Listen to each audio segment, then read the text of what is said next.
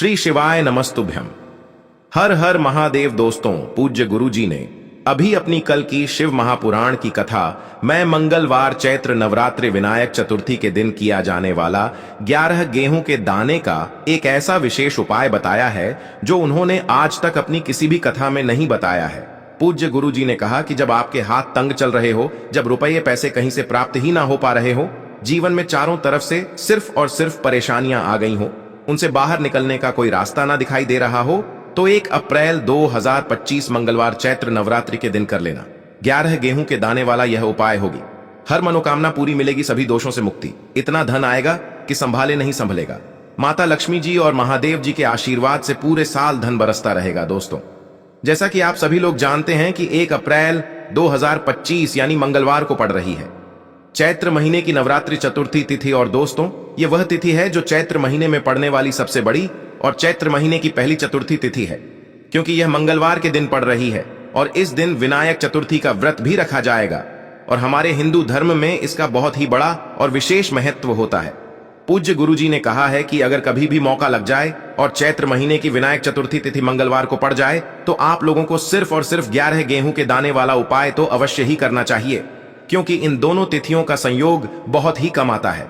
इसी के साथ दोस्तों, गुरुजी ने कहा है कि जब भी चैत्र महीने की चतुर्थी तिथि पड़े तो आप लोगों को सिर्फ और सिर्फ 11 गेहूं के दाने वाला उपाय तो अवश्य करना चाहिए। यह उपाय इतना खास है कि अगर आपने सही मुहूर्त पर सही क्रिया अनुसार 11 गेहूं के दाने वाला उपाय कर लिया, जो प्राचीन काल के समय का महा उपाय है, तो मान के चलिए दोस्तों, महादेव जी के आशीर्वाद से आपके जीवन का कितना ही बड़ा दुख हो, उससे आपको मुक्ति मिल जाएगी।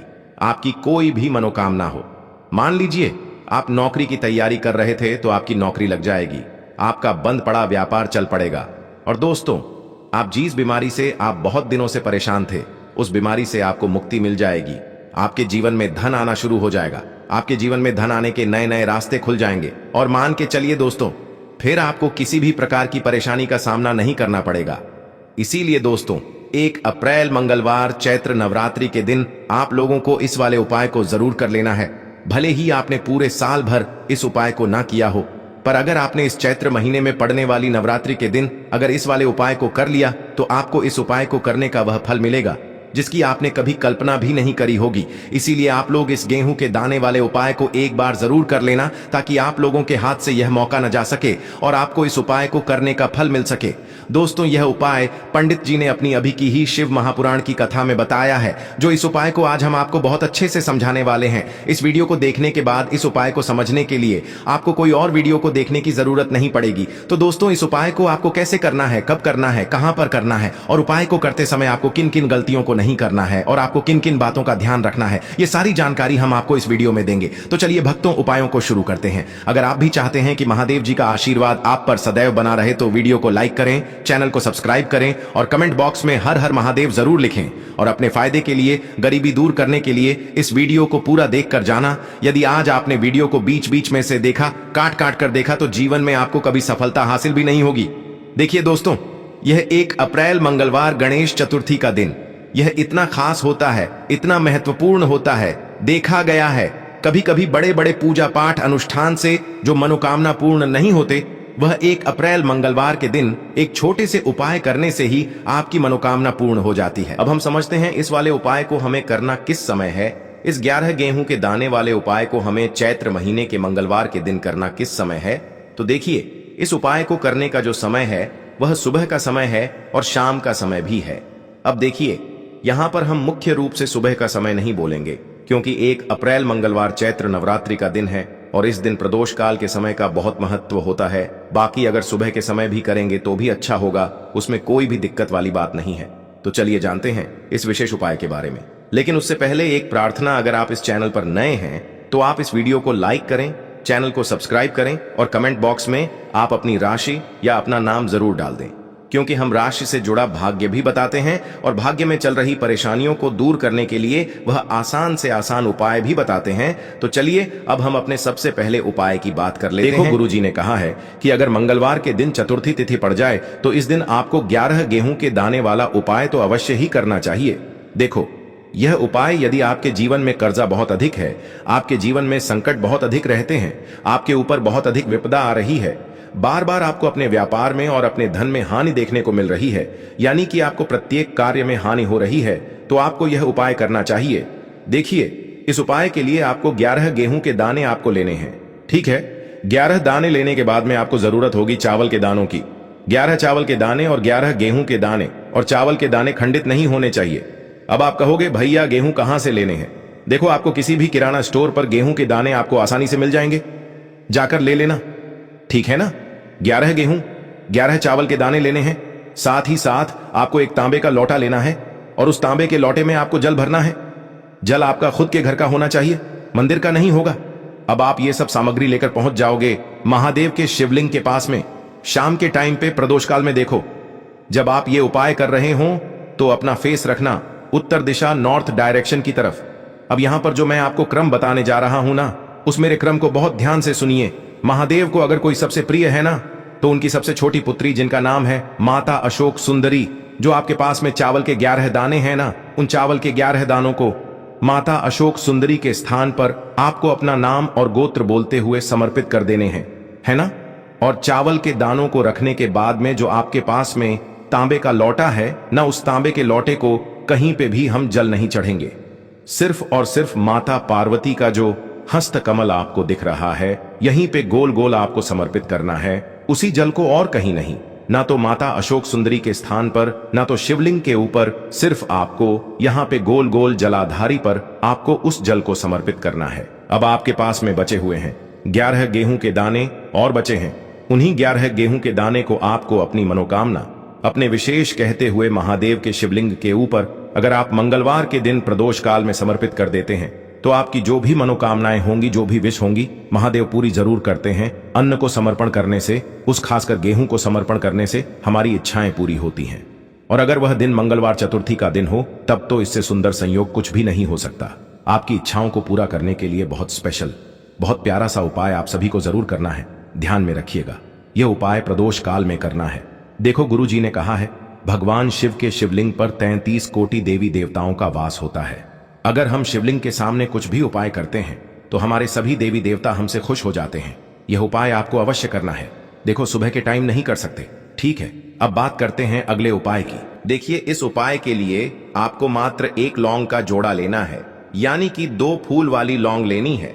साथ में आपको मात्र थोड़ा सा शहद लेना होगा, और इसी के साथ में आपको तांबे के पात्र के अंदर शुद्ध जल लेना होगा। अब देखिए, इन सभी सामग्रियों को लेकर के आपको भगवान शिव के मंदिर में पहुंच जाना है। देखें, ये उपाय आप सुबह से लेकर शाम तक कर सकते हैं। तो वो सबसे पहले तो आपके पास जो 2 फूल वाली लौंग हैं, उन्हें आपको शहद के अंदर अच्छे से डुबोना है, यानी कि दोनों लौंग पर आपको अच्छे से शहद का लेपन कर देना है।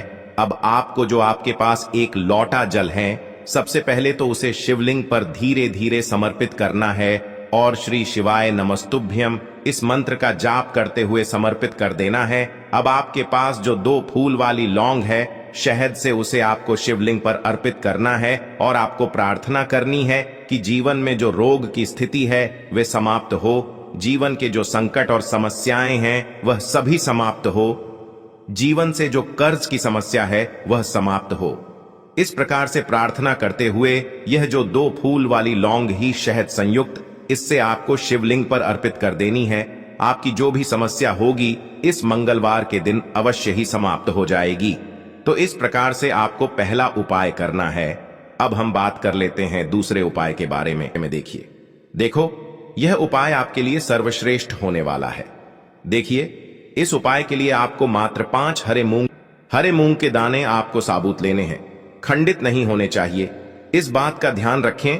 और इसी के साथ मैं आपको एक तांबे के पात्र के अंदर अपने घर से शुद्ध जल ले लेना है।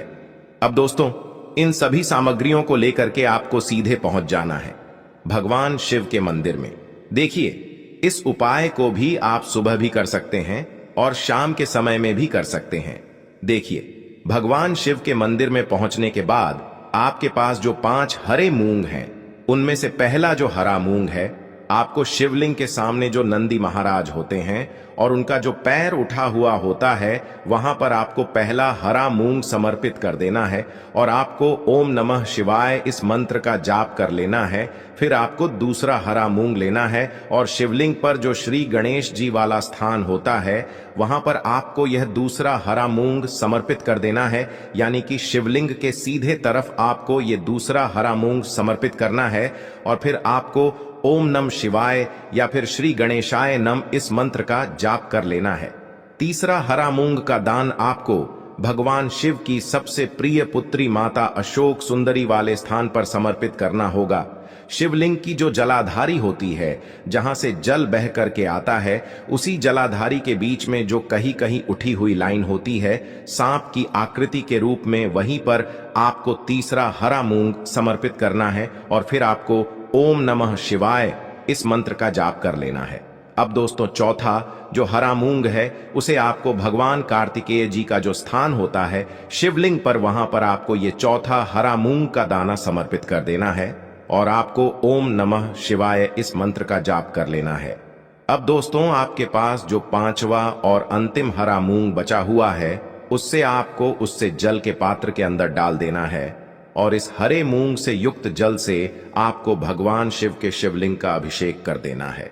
जल आपको बिल्कुल धीरे धीरे समर्पित करते जाना है और लगातार आपको शिव महापुराण के मूल मंत्र श्री शिवाय नमस्तुभ्यम इस मंत्र का जाप करते रहना है।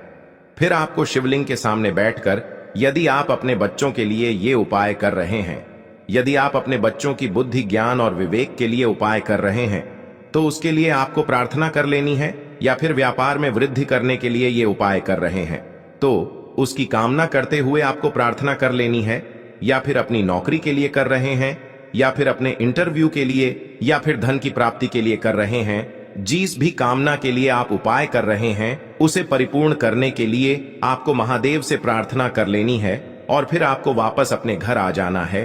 पूज्य गुरु जी ने कहा है कि जो भी व्यक्ति इस उपाय को कर लेता है तो यकीन मानिए आपके जीवन की जो सारे संकट, कष्ट और बाधाएं ही वो सभी समाप्त होंगे। अब हम बात करते हैं अगले उपाय की। इस उपाय के लिए आपको एक दीपक लेना है। दीपक आप मिट्टी का भी ले सकते हैं और शुद्ध आटा मढ़कर उसका दीपक भी आप तैयार कर सकते हैं। दीपक के अंदर गोल बाती का प्रयोग करना है और दीपक के अंदर आपको शुद्ध घी का प्रयोग करना है। इसी के साथ मैं आपको मात्र एक फूल वाली लौंग लेनी होगी। अब यह एक दीपक और एक फूल वाली लौंग लेकर के सीधा आपको पहुंचना होगा बरगद के वृक्ष के वहां पर। देखिए, सबसे पहले तो आपके पास जो एक फूल वाली लौंग है उससे आपको बरगद के वृक्ष की जड़ में समर्पित करना है। देखिए, अगर आपके जीवन में कोई भी बड़ा संकट आने वाला है, कोई भी बड़ा कष्ट आने वाला है, तो वह इस उपाय के माध्यम से दूर होने वाला है। महादेव की विशेष कृपा रहेगी कि जो भी संकट आपके जीवन में आने वाला होगा वह भी दूर हो जाएगा। तो आपको एक लौंग समर्पित करनी है बरगद के वृक्ष की जड़ में और वहीं पर आपको जो है गोल बाती वाला दीपक जो आप लेकर के गए हैं उससे भी वहां पर प्रज्वलित कर देना है। वटकेश्वर महादेव का स्मरण करते हुए देखिए, जब भी आपको जीवन में इस साल लगने लगे कि आपके जीवन में कुछ भी अच्छा नहीं चल रहा है, तब भी आप कोई उपाय करना है तो इस प्रकार से आपको ये उपाय करना है। अब हम जान लेते हैं चौथे विशेष उपाय के बारे में। देखें, यदि आपके विवाह में, शादी में कोई भी समस्या आ रही है, यदि आपका जो कर्ज है वह दिन पर दिन बढ़ते ही जा रहा है, तो आपको ये चमत्कारी उपाय करना चाहिए। कोई भी समस्या अगर जीवन में है तो उसे दूर करने के लिए आप कोई उपाय करना चाहिए। मंगल दोष से जुड़ी हुई समस्या भी है तब भी आपको ये उपाय करना चाहिए। देखिए, इस उपाय के लिए आपको एक तांबे के पात्र के अंदर अपने घर से शुद्ध जल लेना है और इसी के साथ में आपको एक चुटकी लाल चंदन लेना होगा। अब आपको क्या करना है कि जो लाल चंदन आपने लिया है उसे आपको उससे जल के पात्र के अंदर डाल देना है और ये जल्द जो है आपको लाल चंदन से युक्त तैयार कर लेना है और ये लाल चंदन से युक्त जल आपको भगवान शिव के मंदिर में लेकर के पहुंचना है। लेकिन ये उपाय भी आप सुबह से लेकर के शाम तक कर सकते हैं।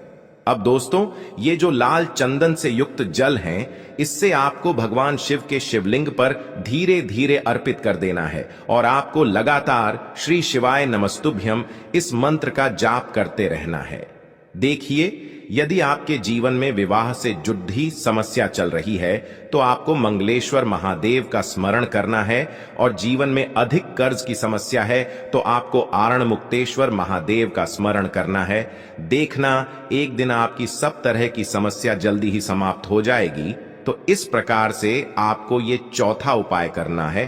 अब हम जान लेते हैं अंतिम और पांचवें उपाय के बारे में। देखिए, मंगलवार का दिन है और हनुमान जी भगवान शिव के रुद्र अवतार हैं, तो यह उपाय और भी खास हो जाता है। तो ये जो उपाय है, विशेषकर आपको हनुमान जी के वहां पर ही करना होगा। देखिए, जब भी आपको ऐसा लगने लगे कि आपके जीवन में जो कर्ज है वह समाप्त ही नहीं हो पा रहा है, दिन प्रतिदिन बढ़ते ही जा रहा है, कष्ट जो है वह दिन प्रतिदिन बढ़ते ही जा रहे हैं, कष्ट जो है वह समाप्त ही नहीं हो पा रही है, यानी कि जीवन में जब भी कोई विपदा आती है, संकट आता है, तो हमें संकट मोचन हनुमान जी के मंदिर में जाना चाहिए। लेकिन यह उपाय बहुत ही खास है। इस उपाय के लिए आपको एक चौमुख दीपक तैयार करना होगा।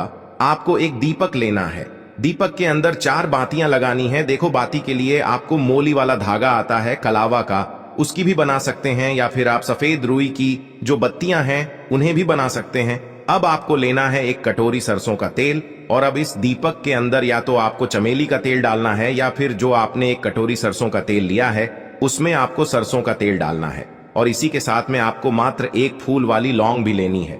देखिए, अब जो ये दीपक है और लौंग है, इन दोनों का आपको हनुमान जी के मंदिर में लेकर के पहुंचना है। अब सबसे पहले तो ये जो चौमुखी दीपक है, इसे आपको हनुमान जी के सामने प्रज्वलित करना है।